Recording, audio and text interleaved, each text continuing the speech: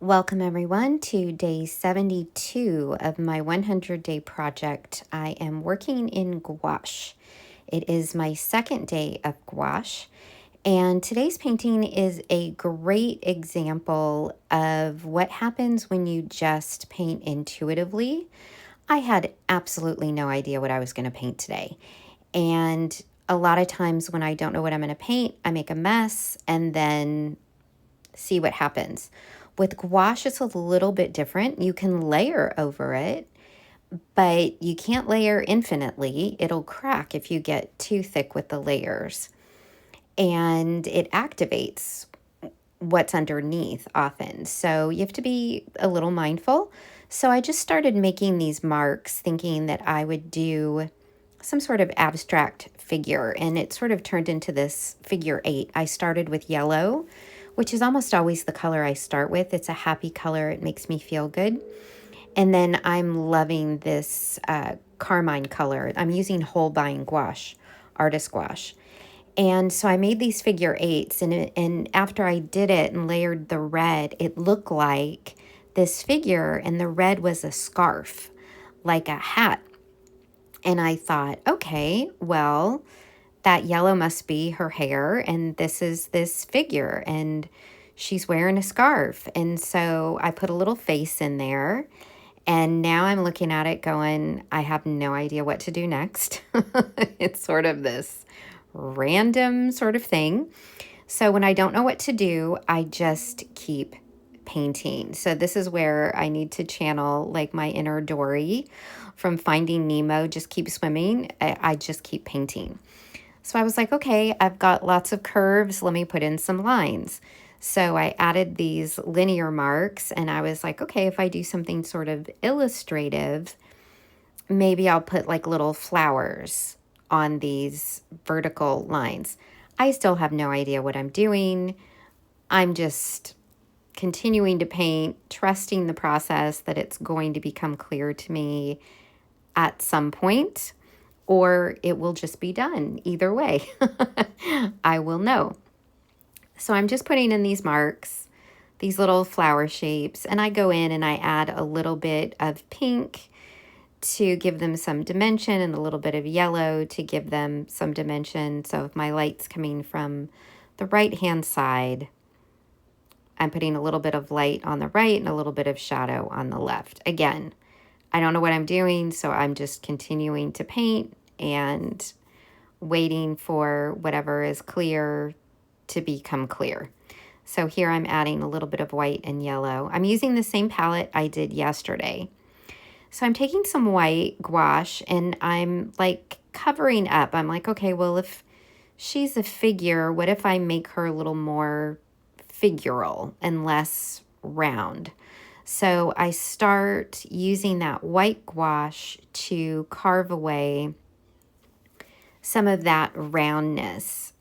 And then I get some legs in there for her and start to add some shadows.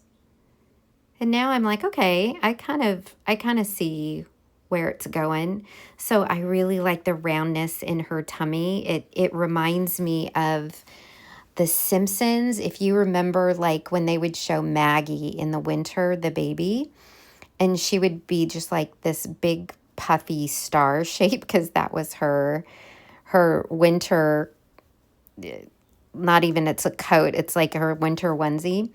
That's kind of what it reminded me of like this round little figure in the snow is sort of the energy that I was getting, which is interesting because it was a beautiful spring day here today, but I was just going with it and we just go.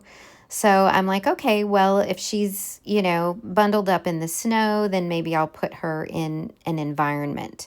So I took a dark greenish color that I mixed with some of the blue and the yellow with a little bit of the red that I've been using to neutralize it. And I'm like, okay, well, let me add some dark background.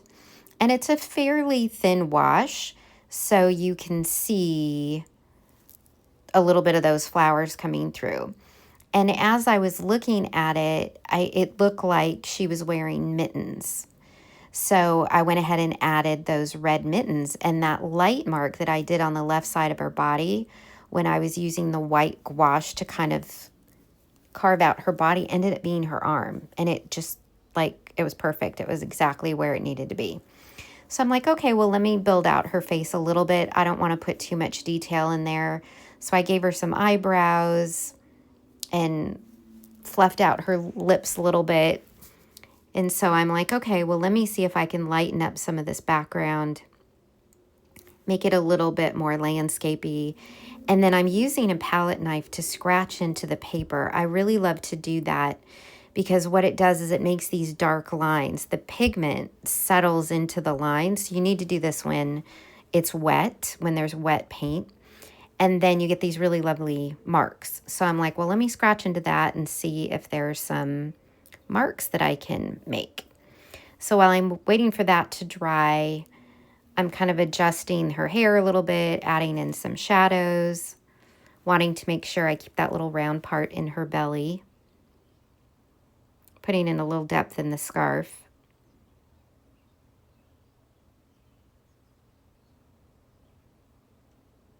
Her little mittens.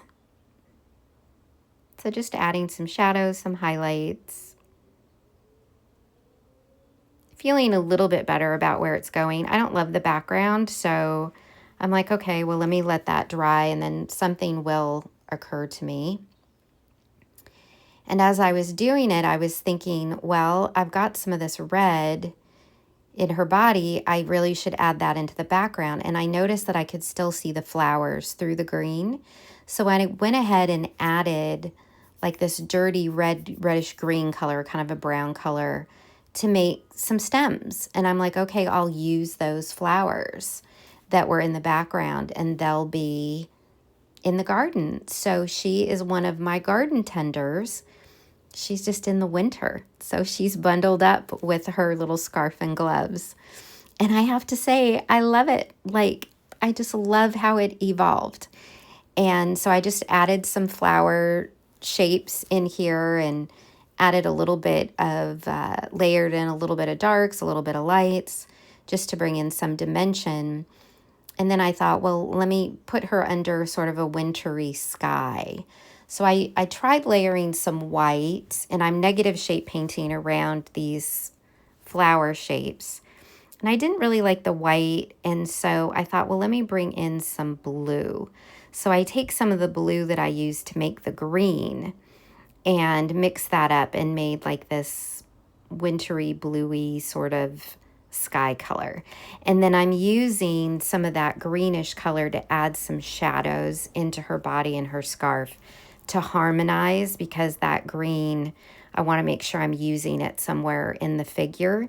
Even though if you look at it, you don't see green necessarily, what you do see is a shadow, and your brain will read the harmony.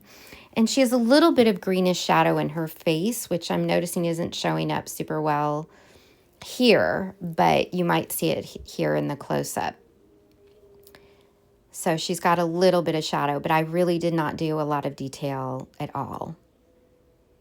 And one of the things I really love about gouache is you can get these sort of illustrative type works. You know, gouache was originally created for illustration, for advertising, when people used to paint full paintings that were used in advertisements. And gouache, because it's matte, it photographs really, really well.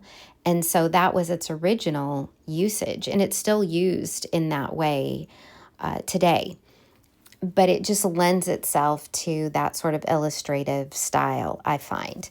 And a great example of just letting things evolve and show up. You never know what you're going to get. And sometimes it's worth it to just go with whatever you see and see what happens. So that was day 72. Thanks for joining me. Take care of you. I hope you're doing well, and I will see you in the next one. Thanks. Bye.